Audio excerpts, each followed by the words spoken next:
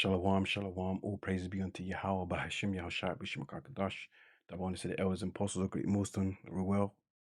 Shalom to the hopeful elect. Just continuing on from the previous video I made. I was just watching LBC. Gary Stevenson reveals what he'd do if he was Rachel Reeves. Obviously, a problem with the UK economic system and the welfare system. Yeah, but basically, in a roundabout way, when you watch the video, he talks about, taxing the super uh, wealthy people that own basically the majority or a lot of assets. Yeah, that other people, common people can't own. Yeah, because the majority of assets are owned by a select few. Yeah, starting with the wicked elites. All right, because they don't want you to own anything. Yeah, like the famous line, uh, Klaus Schwab's, if I'm pronouncing right, Klaus Schwab said, "You will own nothing and be happy." Yeah, which means the intentions of the wicked elites is for you to be a perpetual slave. Yeah, they're actually anti-progress. They don't want you to progress or grow and own things for yourself, like a car, house, family, food, anything. They just want you to be a consistent working slave. Okay. And there's one movie I need to watch, but someone did a long time ago did a good breakdown of the movie.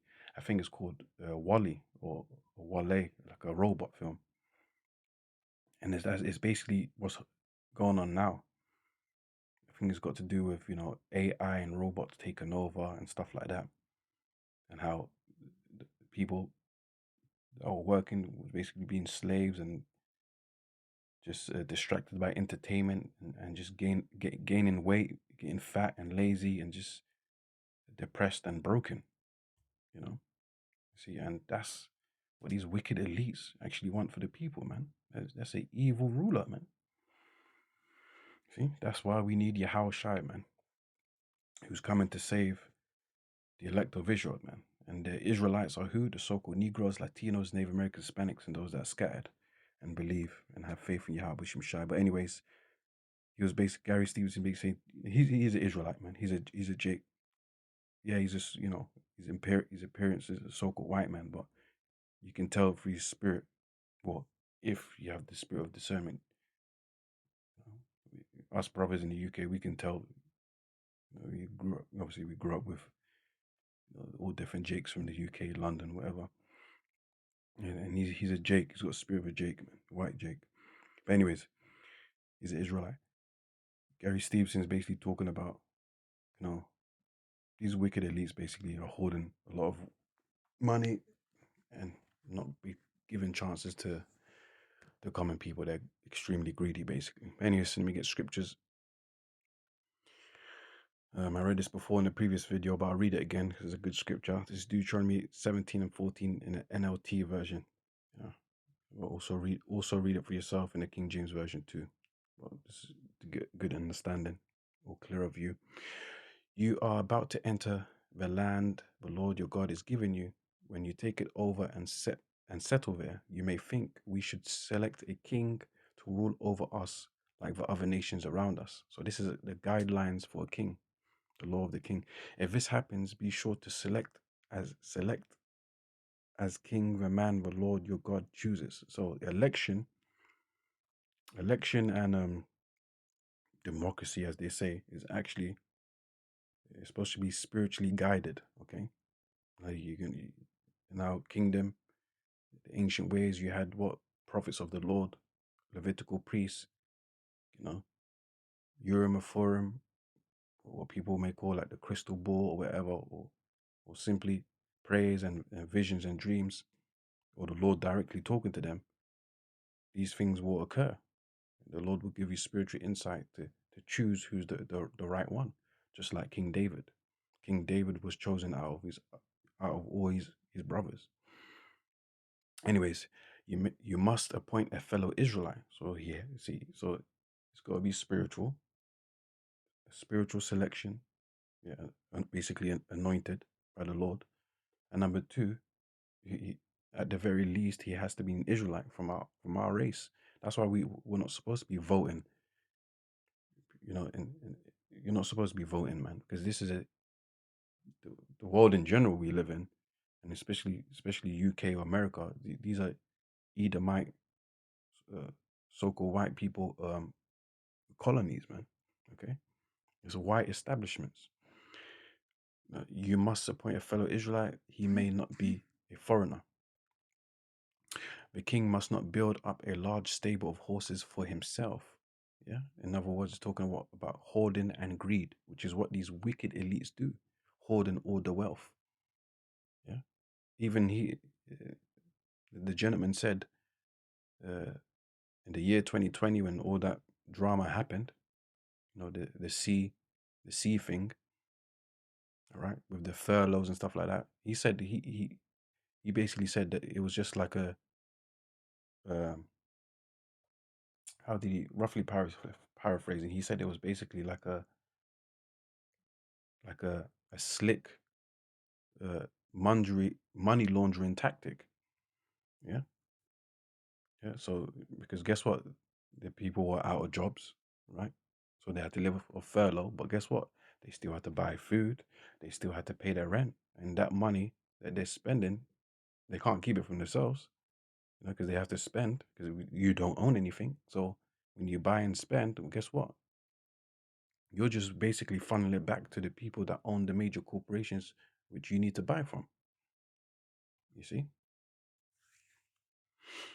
So really, the people that were getting rich was the people that were already rich. They didn't suffer. The people that suffered is the common people, or the people that owned like small businesses, like mom and pop shops. You're trying to get your feet in the business market. I mean, okay, you ain't got in most cases you ain't got much capital to survive. So you're also relying on the furlough as well, which is going to be funneled back to the rich. But anyways, the king must not build up a large stable of horses for himself or send his people to Egypt to buy horses. Yeah, well, why would you do that? You're oppressing your people. You're holding everything, and now your people have to leave the country to basically start a new life, or to get assistance out, out somewhere else. You're oppressing your people. You're messing up your economy. And guess what? What's happening in the UK? People are leaving. People are getting their passports, going to other countries like Philippines, or I don't know, the Saudi Arabia, Dubai, or Puerto Rico, wherever, and they're going to live out there and buying things because they know that the UK, America, the West is done. You see? But why are they leaving? Because you caused them to leave. Okay? Your economy is not good. Okay? So if you're like a person of the world, the wisest thing you can do now is basically leave the West. Okay? Anyways, the king must not take many wives for himself. Again, imagine that. Yeah, you can have. We know according to scriptures we can have multiple wives, but it can't be to an extent where you're taking all the wives of the whole city, and now the men are suffering there. They can't build a family. That's total greed. See, things have to be distributed in proportion, man. When it comes to money or other things, okay. This mentality of greed needs to be vanquished, man. The king must not take many wives for himself, because they will turn his heart away from the Lord. And he must not accumulate large amounts of wealth in silver and gold for himself. Now, as a king, you're going to be wealthy. This is just the natural way, because you're a king, right? You have the greater responsibility.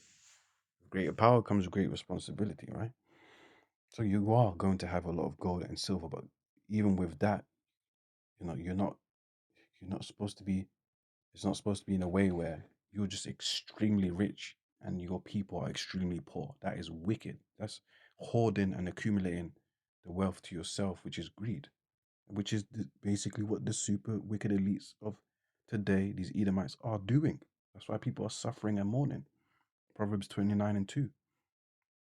And when the righteous and authority, the people rejoice, but when the wicked beareth rule, the people mourn. People are in a state of mourning, depression, frustration, uproars of the people. People are leaving the countries.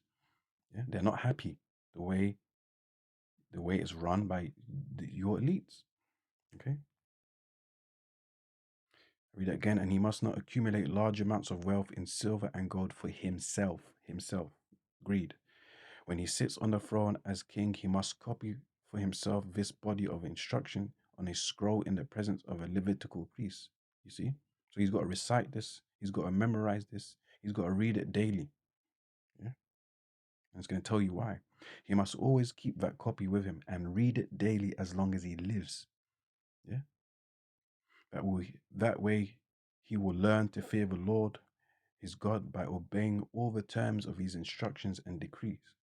This regular reading will prevent him from becoming proud and acting as if he is above his fellow citizens. I love this scripture. This is beautiful. It tells you how to operate as a ruler, as judge, a king. Okay?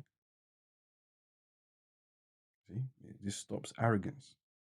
People think being a king or ruler means to be arrogant, means to be boisterous, means to be a bully, means to be oppressive, means to be selfish and greedy and cold hearted. That is not a king. Yeah.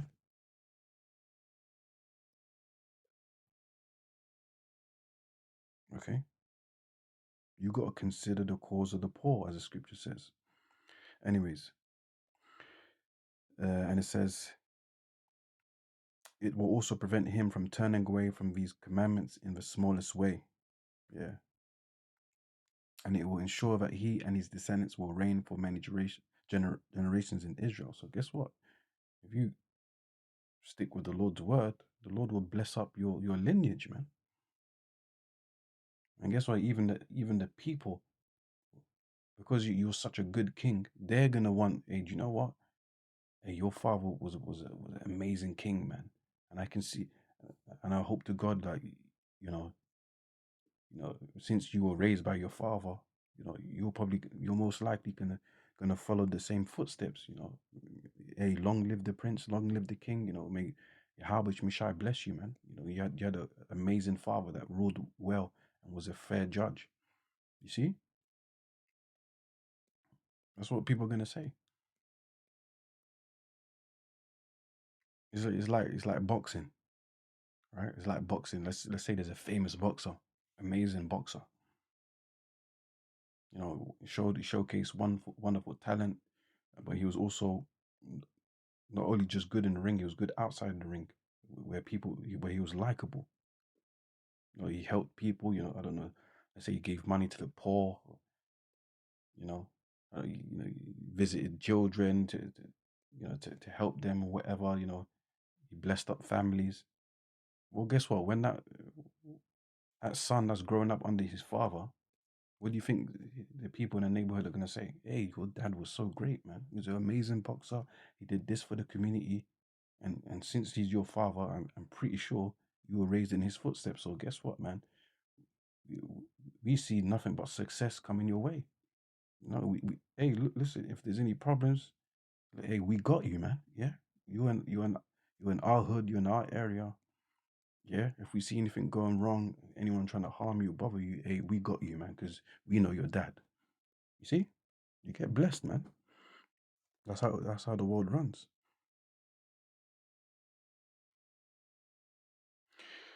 Anyways, this is James 5, warning to the rich, these wicked, super elite Edomites, man. And it says, look here, NLT version, look here, you rich people, weep and groan with anguish because of all the terrible troubles ahead of you. So these wicked elites are going to be judged, man. Your wealth is rotting away. Your fine clothes are moth-eaten rags. Your gold and silver have become worthless. Yeah, the economy is going to crash, man. Their utopia that they envisioned is going to be short-lived. With the MOTB, the implantable physical device that they want to put in people to track and trace and to keep people in digital slavery. Okay, okay.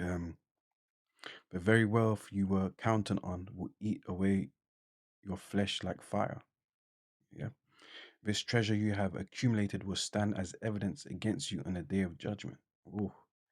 Well, listen, hear the cries of the field workers from you have cheated off their pay. Listen to these words. These wicked elites have cheated and conned the people, man.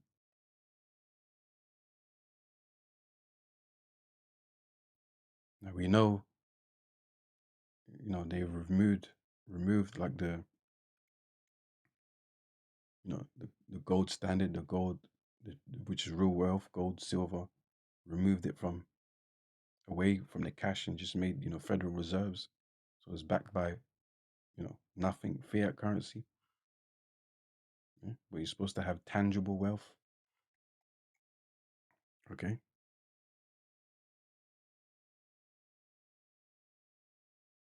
now technically digital currency is not completely wicked. Yeah, but if it was backed by tangible, you know things like gold and silver, then you can say it can work. Yeah, we understand the convenience and the efficiency of it and all of that, but it's the system is corrupt, man. It's the system is created, yeah, for oppression, man. That's what it simply is, to keep people in digital enslavement. Yeah? Because they do not, again, like I mentioned, they do not want you to own anything. Okay, the wages you held back cry out against you. Look at that. They've cheated people. They've robbed people. Yeah, you know these companies, if they wanted, they can pay you. Listen, like I did. I remember I watched a comedy video, and the Jake said in the comedy, he did the maths of what happens if you earn £1 million and £1 billion and you spent £1,000 a day, and how long would you last for? I did the maths. I did the research, and if I remember, if you have £1 million and you spent $1,000, £1,000 a day. A lot of people are barely making that in a month. But imagine you spending that a day. I said you will go broke in just about 3 years, 2.7 years. Yeah. Then I did the research for 1 billion, right? Okay. Which these super elites are beyond that. They got liquid money. But let's just talk about 1 billion. Do you know how long it will take for you to go broke if you spent $1,000 or pound a day as a billionaire? It will take you 2,700 years for you to go broke. I don't, do you even know how many generations that is? In other words, if you went in a time machine, you could have met the Lord. Yeah, you could have met the Lord, came back, and was spending 1,000 a day till now. And let's just say you had a time machine. You started from that point, and you were spending $1,000, pounds a day, and you were just immortal. Okay, and you came back today, you still probably have a couple of millions. That's how crazy it is. In other words, you still be rich. That is ridiculous, man. Yeah? So you see all these wages or £11 an hour, £12. These people that own these major corporations and are worth billions, if they want to, they can give you £100 an hour, and they still won't be broke. In fact, they won't even feel it. You see. Um. Yeah. For listen, hear the cries of the field workers whom you have cheated of their pay. The wages you held back cry out against you. The cries of those who harvest your fields have reached the ears of the Lord of heaven's armies. And the Lord is really mostly concerned about the Israelites, but this is still wicked regardless to whoever you do it to. Yeah, these what these super elites are doing. You have spent your years on earth in luxury, satisfying your every desire. Yeah, what does it talk? What does it talk about of the blessing of Esau? Yeah, he should, roughly paraphrasing, he shall dwell in the fatness of the earth, dew of heaven. You know, scripture says he's not in trouble as other men. He's living good. He's well protected. Yeah, the system is designed for him. You know, to continue ruling, man. There's no such thing as equality. There's no such thing as everybody can make it. No, they choose who they want to be in their circles. Okay, yeah. You don't believe me? Ask Diddy. People in the world think Diddy's facing flack because of all that, sexual deviant demonic thing that he's been caught with, which they all do it anyway. Okay, but the real reason was because you know he was basically complaining, about racism and other things and opportunities concerning like his deals and his dealings with other brands, like I think it was like a British UK alcohol brand. You see, and guess what? They didn't like that, and you see, so they basically said, look, you're you may be rich, but you're just a rich nigga, and you need to know your place, boy. That's all that happened. They just basically humbled him and put him back in his place. Okay, that's why they let out all that dark shit that he's been doing, which we all condemn anyway. But that wasn't the reason why he's falling apart. Okay, that's what they want you to believe in the media. But anyways, you have spent your years on earth in luxury, satisfying your every desire. You have fattened yourself for the day of slaughter. You have condemned and killed. You have unalived innocent people who do not resist you. See? And these wicked elites are not afraid to get down and dirty and unalive people that disobey their agenda or their rules. Yeah. That's why whistleblowers get attacked. People that oppose the agenda of elites get attacked and so forth. But anyways, judgment is coming to the elites. Job 20, NLT again, verse 5, it says, the triumph of the wicked has been short-lived. Yeah. And the joy of a godless, in the King James Version, talks about hypocrite, has been only temporary. Yeah, they're godless and they're wicked. And their vision of a utopia is not going to be successful. It's going to be short-lived. Though the pride of the godless reaches to the heavens and their heads touch the clouds. Yeah, they're in cloud nine. They're arrogant. Yet they will vanish forever, thrown away like their own dung. Those who knew them will ask, where are they? They will fade like a dream and not be found. They will vanish like a vision in night. Those who once saw them will see them no more. Their families will never see them again. Their children will beg from the poor. Yeah? For they must give back their stolen riches. Yeah. Was it saying John 10? You know, the the devil, Satan, the enemy, you know, he just, what does it say? Steal, kill, and destroys. You know, and that's what the spirit of these, you know, these colonizers, man, these devils.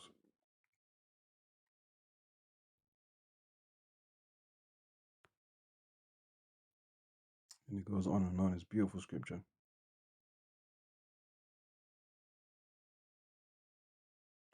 Though they are young, their bones will lie in the dust. They enjoyed the sweet taste of wickedness. Yeah, they enjoyed being wicked. They laugh when people are struggling. Yeah, they're responsible for all these, scandals and, you know, traffickings and all of that. Yeah? Letting it melt under their tongue. They savored it, holding it long in their mouths. But suddenly the food in their bellies turns sour. It poisons venom in their stomach. They're going to get the taste of their own medicine. They're going to face judgment. They will vomit the wealth they swallowed. God won't let them keep it down. You see? So revenge and payback is coming. They will suck the poison of cobras. The viper will unalive them. They will never again enjoy streams of olive oil or rivers of milk and honey. In other words, they will never live that lavish lifestyle again. They're going to be broke low. They will they will give back everything they worked for. Their wealth will bring them no joy. For they oppressed the poor and left them destitute. They foreclosed on their homes. They were always greedy and never satisfied. That's the elites, man. Esau, Edom, the so-called white man. Okay? Nothing remains of all the things they dreamed about. Nothing is left after they finish gorging themselves. Therefore, their prosperity will not endure. In the midst of plenty, they will run into trouble and be overcome by misery. May the Most High God give them a belly full of trouble. May God rain down his anger upon them. Yeah, so that's basically it. You can read it yourself. So judgment is coming to the elites. All praise be to Yahweh, by Hashem Yashai, B'Shem Kakadash, the bonus elders and apostles of Great Millstone. Oh well, shalom to elect.